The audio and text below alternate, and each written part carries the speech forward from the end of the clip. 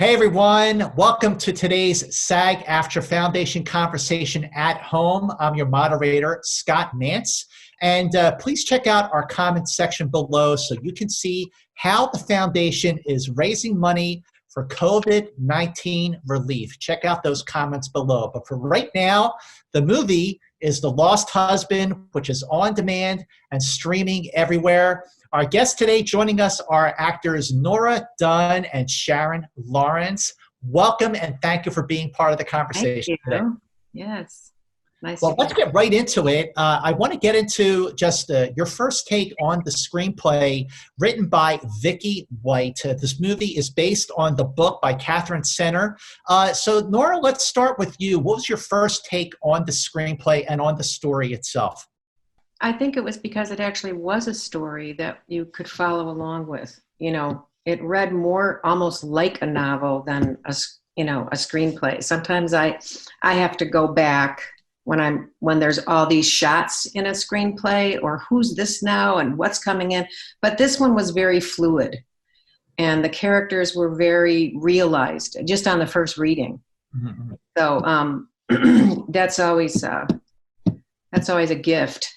You know, that you're not stopping, or I didn't find myself actually setting it down and then coming back to it either. I just read it straight through. All right, Sharon, how about for you? What was your first take on the screenplay? Well, I was told about the film and asked if I would consider playing the role of Marcia by an old friend who is the star, one of the stars, and a co-producer, Leslie Bibb. So it came to me via her invitation to participate. And she told me that it was based on a novel written by Catherine Center. That's a female. Leslie's a female. The writer who adapted the novel into a screenplay and directing it is also female. And for 25 or 30 years or so, supporting women in the entertainment business, being an advocate for female content creators, has been a real passion of mine. I ran Women in Films Foundation for years. I'm on the advisory board of an organization called We for She, which is all about female television writers and directors. So it hit those ethics for me. And then the pleasure of reading the story about loss and resilience. And as Nora said, the fluidity of the story, the internal world that that character goes through, and her the rebirth that she is lucky to find through a favorite aunt that Nora so beautifully plays, felt very inspiring to me. I'm very connected to the women in my family, so all those things were a yes.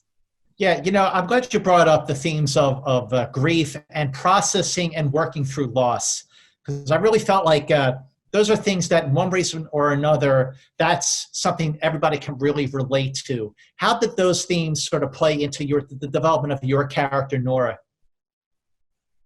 Well, thank you, Sharon, for saying that. I have to say the opening of the movie is so brilliant with your face and what you say without saying anything. It sets up this story that there's unresolved issues, that there's regrets, trepidation. It's all there before we take this trip to the ranch. So it was really a beautiful performance all the way through. But what was the question? The question was about just relating to the themes. Oh, yeah. Of grief, of loss, you know, and moving on from loss, particularly, like when it's okay to do that. When it's okay to do that? Yeah. Well, you know, I think whenever an actress reads a script, she's going to figure out what happened in my life that relates to this character.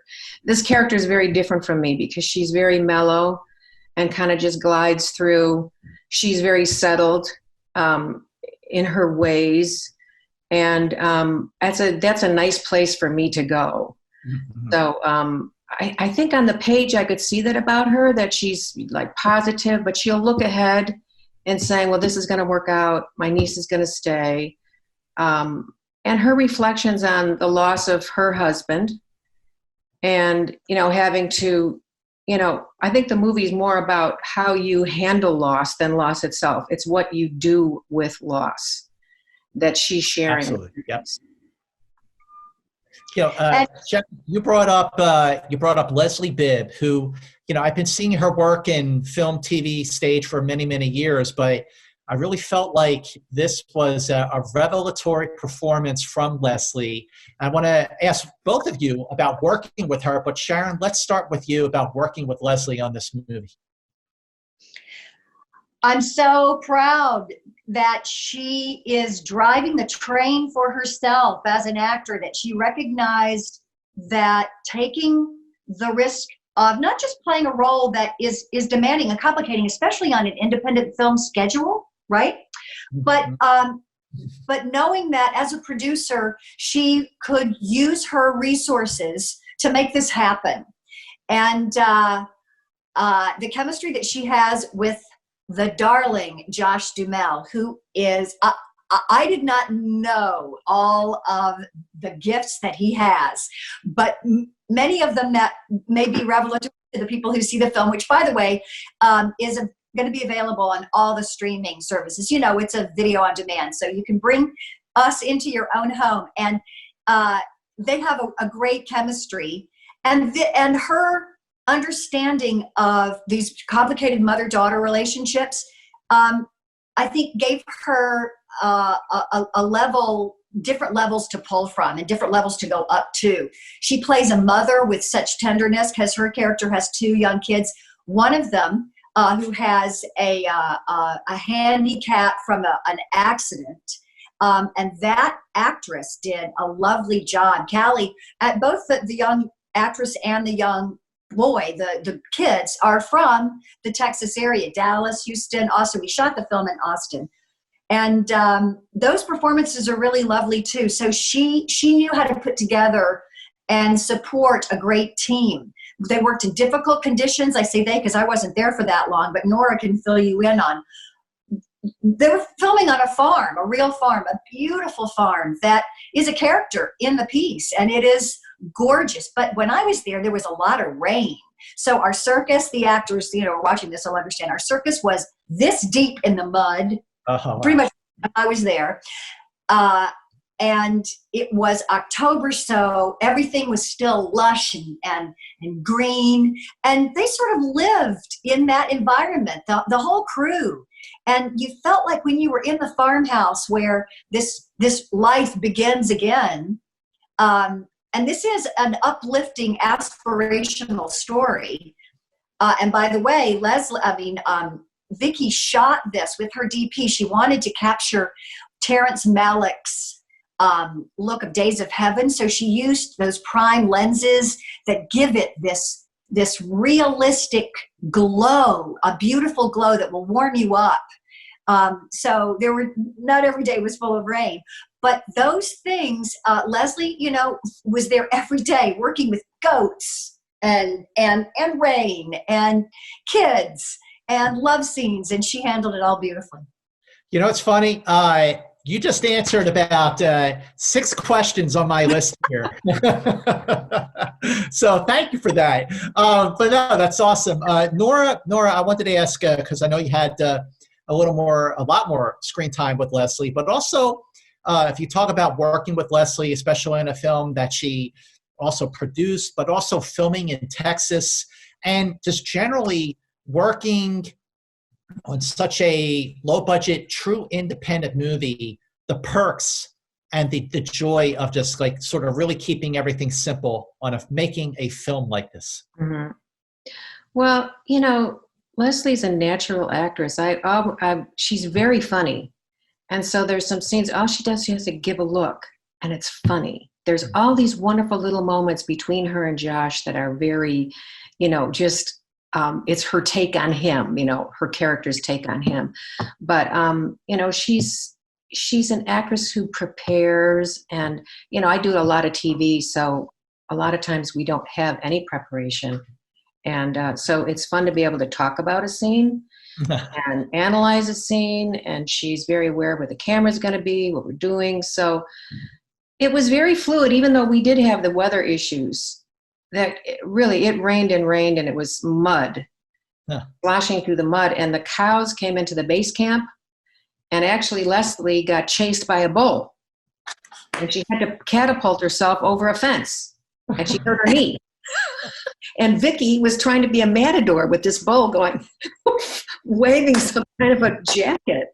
And I would say, get there, and I go, you guys, there's some cows in base camp. Is it okay? Because they were wandering out of their fields, and they didn't have the usual cowboys out there in their they have those little cars they drive around to get them. So all that was going on, but Leslie was never flustered. There wasn't like that moment where, she was angry, or nothing like that happened, because it was like we were all in this sort of boot camp together for that.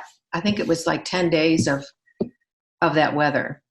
I got to ask, you both brought up Josh Duhamel, and, I thought he was terrific in this film, and I've seen him in other things recently where I just really thought that he really nailed it. He really crushed it. Yet I still feel like, generally speaking, in the business and elsewhere, he's just sort of he's underrated. He's overlooked. And I really think he's a very good actor when he gets great material like he does here. So I wonder if you could weigh in on working with Josh. Let's start with you, Sharon. I sadly never laid eyes on him. I wasn't there at the same time he was. But in a way, it was even more revelatory for me, because to play a guy with a wound that's deep, but with a humor that is unexpected, with a rough edge as a farmhand, but with an inherent gentlemanly, romantic impulse, is not easy to do and make it unique. And he did so beautifully. I'm going to email him to tell him that, because as Vicki was saying, since this film was released during life and the time of the coronavirus, we didn't get to come together for a premiere. Yeah. And that's sad. I think that one of the things that Nora can speak to, and all the actors like Horizon, who plays Sunshine, and Isaiah, who plays what's your love interest? Russ, yeah. They all have such a family feel, a family quality, that bond, I bet, is pretty special. And I'll let Nora take it from here. Yeah, Josh, he's a very masculine man. He's not a guy. He's a man, but he has a feminine soul. This is a feminine movie. I don't say it's a woman's movie, but it's feminine. The landscape is woven into the story. The trees tell a part of the story. And he is very tender, but at the same time, he's rugged, and he's just a terrific actor. And the scene where they dance at the party is so, I remember watching that. I was just in video, watching it on video as they were shooting it. I was like, you are breaking my heart with very little. This isn't a sentimental movie, but it's sad. And the sadness that played without a line is just beautiful. Yeah. He's very fun to be with. He's very funny, and he's so good looking that, your hands are sweating, and you're like going, Josh, no, whatever happened between us stays on the set. And he's great with kids. He's a father himself. And he was great. Yeah, it was great with the kids. And the other thing that that Vicki, our writer-director, told me as we were talking about it, because I was very moved by her lens, by the way she used the camera, whether it's to get intimate, wide, big scapes of the power of this farm and the land, or the intimacy and the trapped feeling that Leslie's character goes through. And she talked about that dance scene that Nora brought up, because she wanted it to seem as if when they're finally dancing, that they're alone in this space that's filled with people. It's Nora's character's birthday party. So they had to do tricks with the lighting that took a long time to accomplish. And as actors, you'll all know that that can drain you when you're waiting for something that's so imperative as lighting, and it's worth waiting for, but it can dilute your energy. And he brought this undeniable focus that I imagine he had to do over and over and over again. He was the one really driving that sequence. And it gives me even more respect for it, because I imagine you guys shot for hours and hours and hours. And the camera was moving. Yeah, I want to ask about the shooting. Did you do like a whole lot of takes, or because it was because it is a low budget independent movie, like a real indie?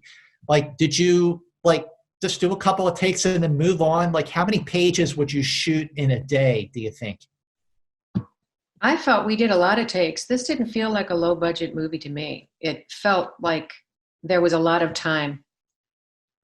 The setups took time, but we had a lot of takes. And we had to change a lot of takes too because of the weather, because it was raining and we had to screen everything and cover so much. Sharon's scene, it was raining that night, really raining. And, but Leslie was pretty unflappable. I know she had talked about this ranch in this part of Texas. It's absolutely beautiful. And it was a disappointment that there was just so much rain. We would wake up and it was raining, and it's like you say, it's not a big budget film. You're not sitting in your trailer. You're never in your little space. So, but it felt like we had a lot of time to really play the scenes. But that night did take a long time because the camera was moving. There were close-ups on both of them. It was, and to see it, even when I was watching it while they were shooting it, I go, this is a great scene, and this is landing the movie right at the right time. Yeah, I want to ask too, Vicki White, she wrote the screenplay, she directed the film. What makes Vicki a great actor's director? I had fewer scenes with her than most people, but one of the things that I appreciated the most about her is that she insisted on adapting this screenplay to include a range of diversity that wasn't inherent in the book. She insisted that Black and brown people be in that world. Leslie's lost husband is a Latino actor. Russ and Sunshine are African Americans. That for her, as a director who lives in Texas, who works in Texas, this is her world, and she will only make films. Nora, you can talk to this. The film that I saw you guys in, Boy Genius. This is what she thinks, and what she brings to everything, and that for me is a big deal as an actor, because that makes everything better. Nora, what's your take on that? Yeah, I mean, I really appreciate that it had, a cast of not just white people, what you might expect in this story, and it's so naturally done. It was, same thing with Boy Genius, a whole different slew of all kinds of people. But she's a very calm director, and she listens. And so I just had a lot of confidence in her, because just to see how she was handling this. I mean, this was a deluge of rain. They opened up the dams and let the water come down where we were. Austin was flooding, and you wouldn't have known it. Even though there was a lot of hardship with that crew, they were never on edge, and that always goes to the actors too. If you're around a crew that's really struggling. It was never like that. And, a couple times, I was pulling her leg, and she was, because I like to be deadpan and tell her. She asked me once if I could change a shot. She said, Nora, can you say the line at the top of the stairs and not come down the stairs? And I said, no, I can't. I rehearsed it that way, and I have to do it that way. And her face just went white, and there was a couple other producers there, and then everyone started laughing. And she was like, Nora. I said, of course I can do that. I'm kidding. But, I've worked with actors who actually would pull something like that. But yeah, she knows what she wants. She knows her story. And every performance in this movie is good. Every performance is real. Sometimes you see a movie and you go, it was a great movie, but there was one person that kind of took me out of the story. That's not the case here. I as a reviewer, as a movie fan, I absolutely agree with you in that assessment, Nora. I think every performance in this movie is superb. The chemistry, the dynamic with all the characters is really great.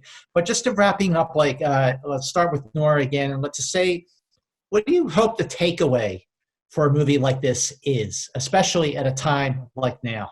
I want to say recovery.